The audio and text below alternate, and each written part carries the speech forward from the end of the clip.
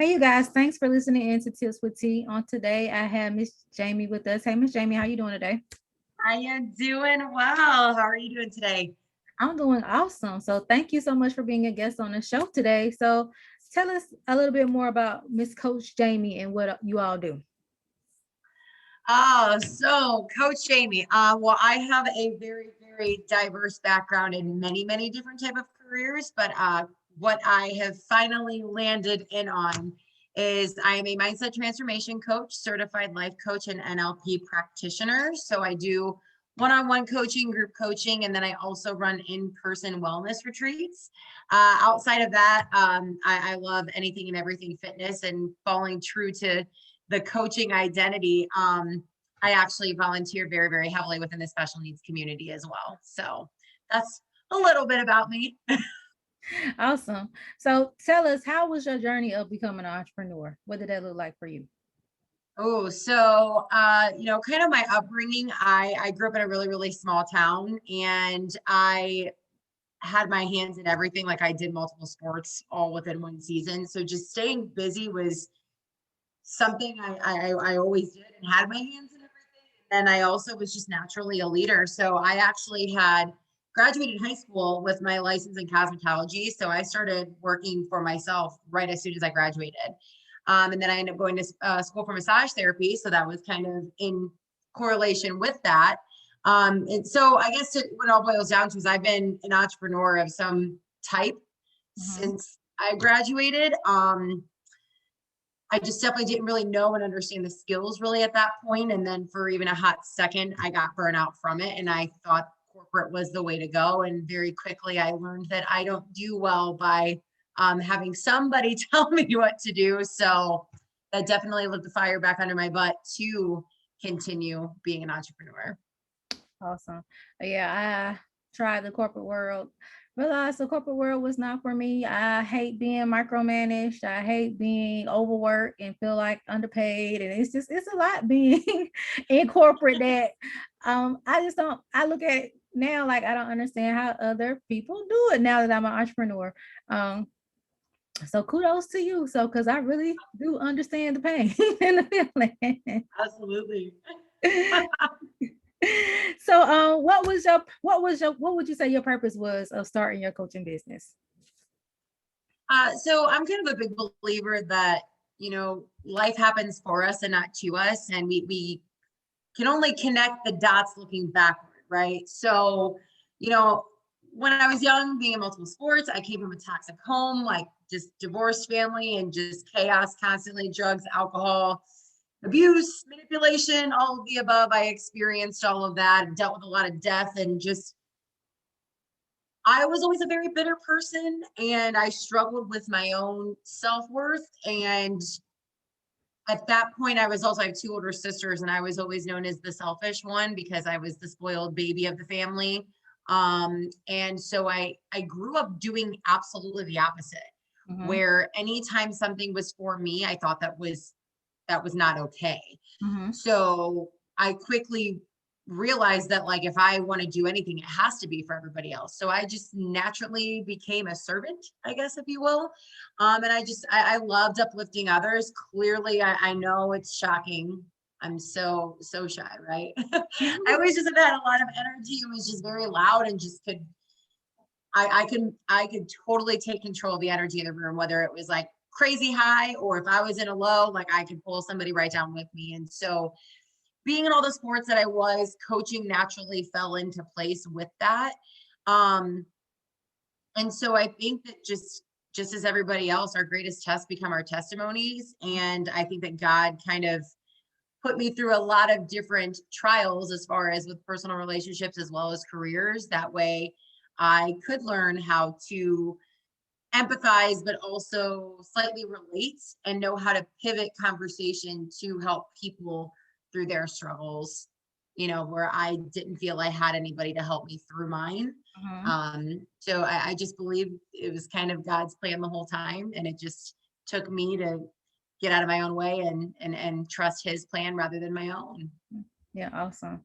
So I'm glad you gave like some history of your background. So, because A lot of us, we go through toxic relationships, we go through trauma of no cause of our own, that are sometimes uncontrollable, especially if we depending on the age and we can't defend ourselves.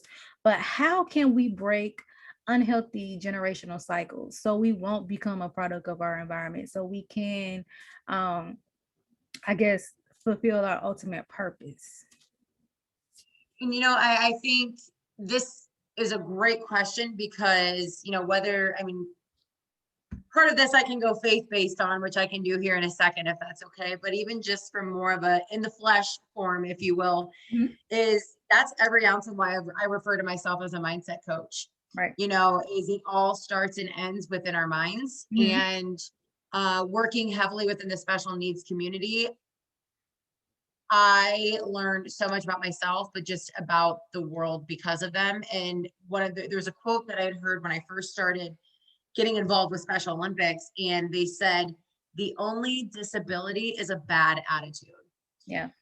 So I literally see athletes all day, every day, and all of mine are adults. They have these disabilities where they aren't supposed to be able to overcome these obstacles, and I see it every single day. So when I'm coaching somebody, I'm like, okay, I'm going to call BS because it is possible. It's just you're getting in your own mental headspace, and that's where you're staying. You're isolating. You're playing small, which is easy to do because as humans, that's our natural instinct is survival mode. We stay safe because that's what we know. So it's common to fear the unknown. Mhm. So, in my opinion, I'm always big on mentorship. And sometimes, like you said, you can't control your environment. But the beautiful thing is now, this day and age, we have a lot of toxic things we can be finding through the internet and social media, but you can also reach out. There's so many books you can be reading. There's so many mentors you can have. I highly suggest having a coach. Even as a coach, I have 3 different coaches that I hire for me to make sure that I can always be sharpening my tools. Mhm. But say if somebody's not quite at that point yet, us as individuals, we are only actually controlling what it is that we can control. Mhm. And so I think the biggest part is recognizing what's not working and finally getting fed up enough to persevere through that. So to even go back to breaking, say, generational curses, like, a lot of times we give a lot of power and just authority to the devil. And I actually have this book sitting next to me so I can show to you guys. But it says, I give you authority, and I highly suggest you read it, as far as just really recognizing that sometimes the reason why we get caught in the trauma and the toxicity that we do Mhm. is because, like, the reticular activating system, Tony Robbins always talks about, like, hey, T, I want you to, anything that's red in the room, I want you to picture everything red in the room, everything red in the room. And on the count of 3, I want you to name something in the room that's blue. You're like, wait, what? I've been focusing on red the whole time. So if we're constantly focusing on what's going wrong in our lives, or if we're constantly giving power to the wrong source, Mhm. we're going to end up paying more attention to that. And that's going to keep us stuck in that environment and in that way of thinking. And it's going to be even harder to break through. Mhm. So another great example, or a way I like to put it, is, hey, T, don't think about elephants. You just thought about an elephant, right? Mhm. But if I say, hey, T, how about you think about tigers? I bet you thought about a tiger, not an elephant, right? So Mhm. we can just kind of shift our focus and stop enabling that specific power or attention in the wrong direction, if that makes sense. It does make sense, because I was the one of the books that I have been reading, and I'm about to finish it. It's called Think Better, Live Better by Joel Osteen. Love his books, and it talks about the mindset, and it talks about how we give power, or we can give power to a lot of the negativity in our life. But if we speak negative, that's what you're going to get. If you speak Mhm. positive and think positive, that's what you're going to get. So basically, what you put into your life is what you're going to get out. It all starts in the mind. And I was glad that I stumbled across that book, because I was going through a period in my life where I felt like so much negativity was happening to me, which it was. But because that was happening to me, I always have I begin to create a negative mindset. Mhm. And so just trying to really get back into a positive mindset, I was like, okay, like you said, the counseling, the books, um, things like that to help me to develop a new mindset, because the mindset is very, very important. And I think a lot of people don't notice and realize how we can give attract what we don't want by the way we thinking about, by the way we act. So I'm glad you did say that. Yeah, and another example, I'm huge on like speaking in stories because I just feel like that's how I'm a visual learner. So I like being able to connect dots that way. But, you know, because we're in a world that's trending with, health and wellness, another example just relating to what you shared is like everybody knows what a push-up is. Mm-hmm. Know what it looks like. They know the point of it and what it's going to do and how it's going to make you stronger, right? Mm-hmm. But if you don't ever do push-ups, it is going to suck to do those first couple push-ups. Mm-hmm. But you got to keep practicing those push-ups over and over again. And then all of a sudden you're going to get stronger. You're going to be able to string together more of them than what you could originally. And now your form's going to get better. And then you're going to get more confident with it. And the next thing you know, maybe you're trying another form of an exercise because you fixated on how to keep pushing through and maybe like one more push-up. Today I did 2 without, like in a row without like collapsing. Like maybe today I'm going to aim for 3. Mm-hmm. Okay, maybe today 4. But it's actually breaking past that barrier of like, it's comfortable here. I hate that I'm not strong. I wish I could do a push-up, but it's okay. I don't do push-ups. Mm-hmm. But I know what they look like and what they are. And if you need me to tell you about push-ups, I can. When you get to that point, you can actually take action and start doing them. That's where you're going to start retraining the brain. And that's where you can shift your mindset. Because again, we're creatures of habit, but we like getting stuck in what it is that we know, even if it's a really toxic situation. COVID, look at the sense of isolation it brought everybody. Mm-hmm. It is a hard thing to get out of, but that's where it's like, okay, still internally, you need to be able to get to a point where you're like, okay, this isn't working. And even if it's just a small baby step, I got to step a different direction. Mm-hmm. Not being afraid to reach out and ask for help. That's a huge one. Is, everybody is like, oh, but nobody cares. I'm like, yeah, but everybody has their own lives going on too. So you need to also make sure that you step up and you recognize that you need help and you ask for help as well. And then that's where you can also create a better support team around you. And that at least can help influence, but it still does all start within your own mind. It does. It really does. So, a next thing I wanted to kind of ask is, how can we walk away from toxic relationships? And it doesn't really have to be from a significant other. We can have toxic relationships from family members, friends. How can we walk away from those things? Because toxic relationships play a huge role on our mindset, a huge role on our bodies if we are not careful, because they can stress us out. So, what will you say will be some of the steps to help us to walk away? Yeah, absolutely. So, whether it's a professional, if it's a personal and intimate relationship, anything, I think going back to what we initially were talking about is like the self-awareness you have to create. Mm-hmm. And, one thing that I've also found is that many of people are now able to recognize why they are the way that they are. Mm-hmm. Like, I know what my own story used to be was I struggle with relationships or I attract the wrong men because I have daddy issues. Mm-hmm. And this is why I end up doing this because this is how I was raised. This is all I know. Right. And it's like, I know, weren't just necessarily talking about like a personal relationship, but even within like a work environment, you have to recognize, okay, this is toxic. Mm-hmm. And now I know why I'm putting myself in this situation, but what about it is triggering me? Right. Why am I allowing this to happen? Mm-hmm. Why is this making me feel safe? Mm-hmm. Why do I deserve to walk away from this? What am I going to do if I'm not in this relationship? Like, we have to start really getting more familiar with who we are, Right. rather than just settling for this is why I'm where I am and this is all I have. Mm-hmm. Accepting, Mm-hmm. okay, getting in that comfortable area. So it's like, okay, although this is scary, maybe let me just even start with, okay, why am I so triggered by this? Mm-hmm. What's really, where's this toxicity coming from? Mm-hmm. Is it my lack of boundaries? I'm huge on coaching on people with boundaries. We all have areas that they get shaky. I always say that boundaries are great to say we have, and then all of a sudden the second they get tested, that wall comes shaking down, right? Like hard. being able to recognize, am I allowing this toxicity in? Mhm. How can I remove myself from the situation? What has me feeling so attached to this? Mhm. Because, like, say you even have a boss and you let them talk down on you all the time. That one can be a scary thing because that's also your livelihood. That's your paycheck, right? That's how you pay your bills. That's how you feed your family. You know, Mhm. that's what we put so much pressure on.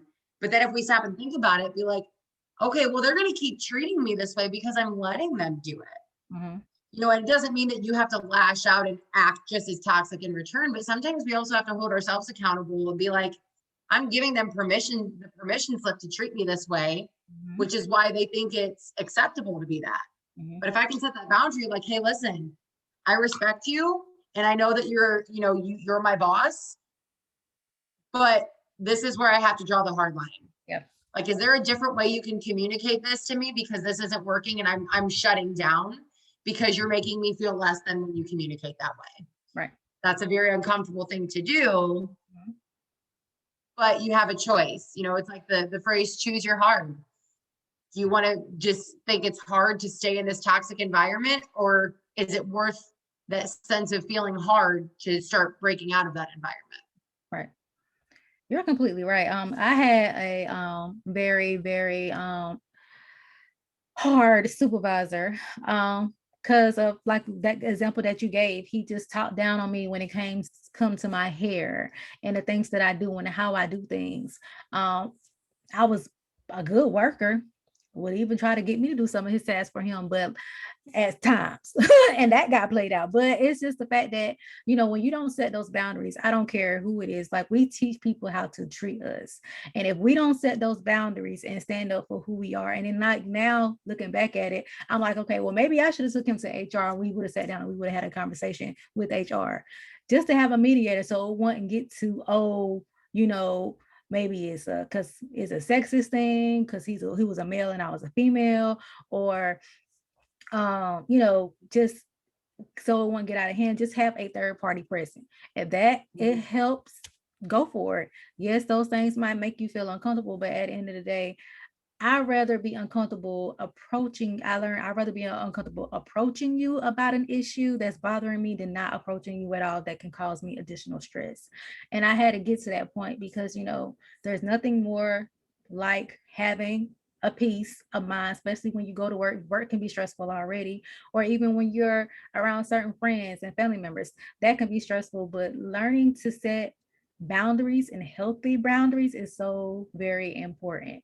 And like you said before, that's all comes with learning yourself, learning what your likes are, what your dislikes are, what your triggers are. So you really have to do that self work first before you can establish those boundaries and be like, okay, you know, this doesn't work for me. And I had to really do that. And I didn't really do that until I got in my 30s because no one told me, okay, this is what you need to do in order for you to set these boundaries. This is what you need to do in order to get over these toxic relationships. This is what you need to do. So I had to do the work. And I think that's an issue with a lot of people. They don't really want to do the work, but you have to do the work. Well, and you know, and just in the entire trend of this conversation it's that hard that people don't want to do. Like, everybody knows what they have to do to lose weight. Mm-hmm. It's easier said than done. Right. It's easier to blame somebody else and tell them what they need to fix Right. than it is to have to sit with our own demons and fix our own, because then that's where it gets heavy. Mm-hmm. Like, the majority of my clients, what my kind of my expertise is I work with those high achievers Mm-hmm. that are addicted to success and they love making money. And I'm like, great, you're making all this money. But I'm like, that's just your drug of choice. Mm-hmm. I'm like, it's this high that you're never reaching, because once you achieve it, you're like, okay, I'll breathe once I get this permit or this promotion, once I close this deal, you know, once all of this falls into place, then I'll be happy. And then I'm like, nah, you hit that goal and it wasn't enough, because now you need something more, because you need Mm-hmm. that fix, because I'm nobody unless I'm doing this. Mm-hmm. So sometimes we even trap ourselves into our own toxic environments, and we can blame everybody else that this person treats me this way and this person is that. And yes, that may be the case, but it's one, why are we letting them treat us that way? But realistically, if we think about like, I'll never forget, it was one of the first things like I ever heard when I jumped in truly to like personal development. So this was probably like 10, 12 years ago. Mhm. And they're like, think about the things that you say to yourself. Mhm. If your best friend were to say those things to you, would you still be friends with them today? And I was like, hell no. Like, oh my gosh, because I'm like, you freaking, you're worthless. You're such a failure. You're so lazy. Mhm. You're not doing enough. Who are you to think you deserve this? Like, no wonder they treat you that way. It was me. It was who I was that was the biggest problem. Mhm. Because again, like energetically, I was attracting those kind of people because I was willing to submit to that because that's what I was submitting to myself. That was the way I treated myself. So of course I'm letting other people treat me that way. Right. So I think again that it all starts and ends within our minds and just being able to recognize like, why am I doing this? Why does this matter? What do I really want? Who am I really? What am I doing this for? Why does this matter? Who am I? Mhm. Would I treat somebody that way? Mhm. It all starts within. It does. It does. So, how important would you say therapy and coaching is to you? Girl, to me, it is a necessity. As I already mentioned, I even invest in coaches. Mhm. And, therapy, I think obviously it goes hand in hand. I have a lot of clients who see therapists also while working with a coach. I am not medically licensed nor personally what I want to be, because for me, I get in the trenches with somebody. Now we might talk heavy stuff, but now it's okay. How can we leverage this and now move forward from it? I Mhm. don't believe anybody's broken and it's not my job to fix. But as a coach, I am an unbiased source Mhm. because even if we have a good circle of friends and family members, they know us on too deep of a level. So they're going to base it off of maybe how we responded to something else. And they're going to say it to make us feel good because they are very much emotionally involved in our lives, right? Think of it this way: an Olympic athlete, Usain Bolt, like nobody can beat the dude, right? Like he's unbelievable. They still have coaches. They need Mhm. somebody in their blind spot to push them because we live in our own thoughts all day, every day. So we start to justify and connect our own dots that we may miss information that could be making us better. And that's what a coach and what a therapist is able to do. It's a safe space that's unbiased, Mhm. that's going to help you become better because you're not staying in your own head and they're not there to just be your friend and console you. Yeah. So clearly, it's very important in my opinion. It is. I have a therapist and I have a coach. I have a mentor. We I might do group coaching with my mentor with a other group of women. And then with my therapist is just one-on-one. And it's very, very important and essential. Um, I will, my mentor always say, and she this big on this quote, don't never put more money on your hair than you would do your head. Like you need to invest in this is part of your personal development, this is a part of your purpose, it's a part of who you are. And when we don't take the time to actually get the coaching that we need, when we don't take the time to actually get the healing that we need, we do ourselves a disservice because we can't reach our full potential and our full purpose. Two, we tend to bleed on other people or hurt other people because we're hurting, because hurt people. So Yes. therefore, you have to take that actual step to do these things. And then three, I also learned too, when you having issues going on and you're not to where you want to be, it affects you when you do business. It affects you like if you are an entrepreneur, it affects you on your work life. So it can affect every area in your life if you're not careful. So it's very important that you do get the therapy, that you do get the coaching that you need, even if it's not just a therapy, even if you just want to say, hey, I want to become a life skills coach or whatever. Get hire a coach that has already been to where you want to go. That way you can get the mentorship. That way you can get the advice. That way they can give you, hey, this is what I did, and this is what I did that I made a mistake on, so you won't make those same mistakes. Because you want to surround yourself with people that will mentor you and also help you to get to that level that you want to be at. So like I said, that I'm very, very strong when it comes to coaching and stuff. At first I kind of wasn't, because I was kind of like, oh, that's not necessary. It is necessary. It's very much so necessary that we as people tend not to take advantage of.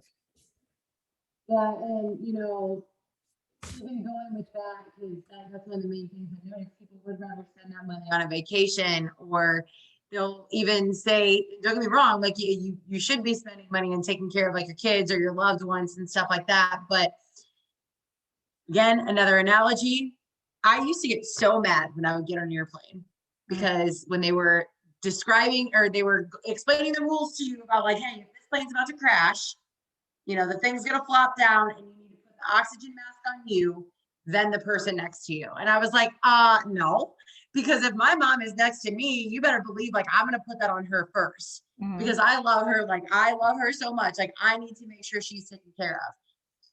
But what I never understood was that if I'm not able to breathe and I'm not strong enough to do it, how can I save somebody else? So that's the other reason why it's important to invest in yourself, is because you can't pour from an empty cup. You can't help others if you can't even help yourself. Right. And if you're functioning on fumes, if you're a hot mess, like spouting off at everybody because you're too frazzled, how can you best serve those around you? You can't.